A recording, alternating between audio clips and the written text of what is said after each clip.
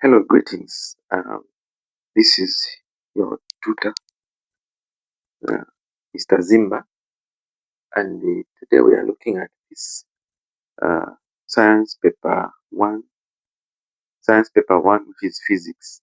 Particularly, we are looking at 2025 GCE, and this is a question B5.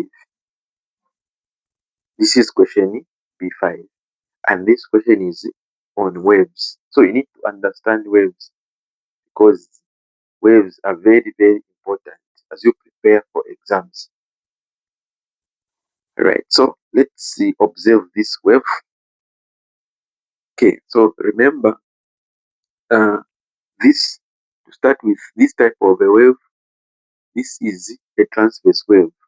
You know, we have two types of waves. We have longitudinal waves and we also have a transverse wave. So this structure specifically, it is a transverse wave. How do I say it's a transverse wave? Because we can see the crest here, and we can see the trough here. The crest and the trough, they make one complete wave. Also, we can see the wavelength. We can see the wavelength.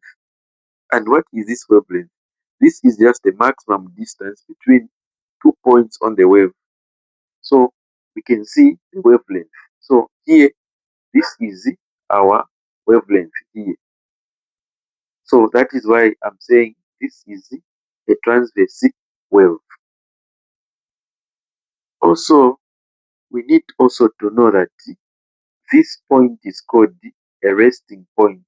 So this is a resting point, this line here. So we have identified the resting point, we have identified the trough, the crest. We have also identified the amplitude of the wave and also the wavelength. So this is the amplitude of the wave, and then you also have the wavelength. So this is a transverse wave. Right, let's see what the question leads us. Define an amplitude. What is an amplitude? So an amplitude, this is just the maximum displacement of point on the wave from its resting position. That is what an amplitude is. This is just the maximum displacement of a point in a wave from its resting position. This is the resting position, and this is the amplitude.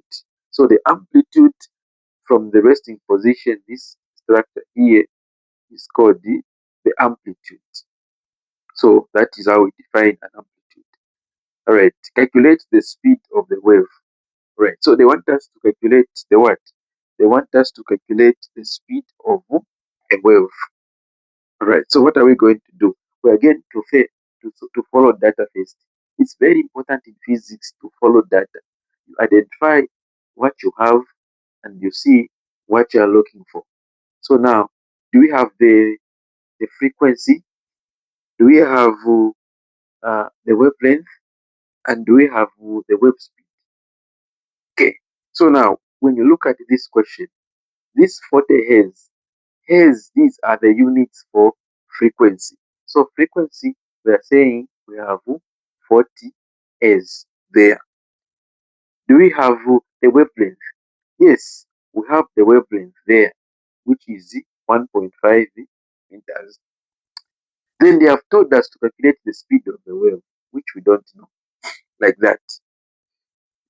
So what are we going to say? We are going to say speed of the wave is equals to frequency multiplied by wavelength. This symbol for lambda. So what are we going to say there? Frequency, we have 40 multiplied by what?